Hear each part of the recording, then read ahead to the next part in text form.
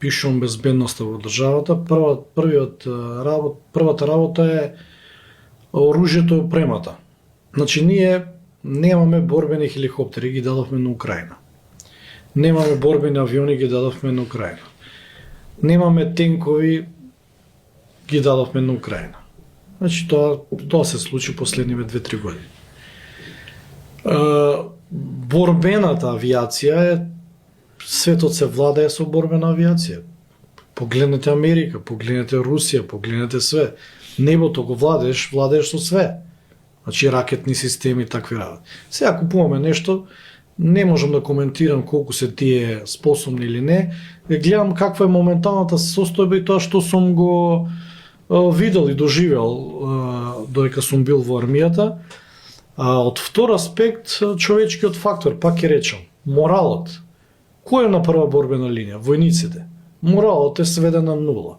Понижување, деградирање, мобинг, малтретирање, мали плати, мали примања. Услови катастрофални. Како ќе го мотивираш ти тој човек да ја брани државата? Едноставно сите идат на работа само колку да имаат примања, да преживеат месецот и да однесат дома на своите семејства. Кога завршува тоа, а знаеме кога завршува на 45, си заминуваат со семејствата. Мене ми се јавуваат луѓе од горе, од Словенија, Италија, Австрија, Швајцарија, од Германија, Шведска, Полска, Чешка, од Франција, возат камиони, работат по фабрики, берат овоше и што све не работат професионални војници, кои што другите армии НАТО ги задржуваат, сите околу нас ги задржуваат до пензија, сите го користат нивната обука, нивниот капацитет и така натаму, али кај нас тоа е сведено на нула. И трет фактор кој што сметам дека ја нарушува безбедноста, за нешто што сум реагирал на многу места, е тоа што нефункционалноста на безбедносните служби во армијата и воопшто во државата, како што се АНБ, разузнавањето, војната безбедност. Има едно лице кое што е поранешен припадник на армијата, а сега не вработен во армијата, но има контрола над 1500 телефонски броеви кои што ги користат припадници на армијата. Телефонски броеви кои што може да ги контролира кога сака да ги уклучи, да ги исклучи и да ги контролира нивните повици, каде е звонето, што е звонето и така натаму. За ова работа знае безбедноста, знае АНБ, знае разузнавањето, министрите, сум го зборувал во изминативе години, никој не презема ништо.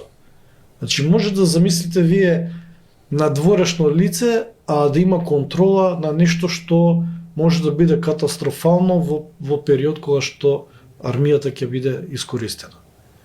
Значи до тој степен има незаинтересираност, до тој степен има нестручност, од кои причини не знаеме, дали политички, дали вакви, дали такви, но ова се информации кај што им се доставени податоци на нив и не реагираат никој.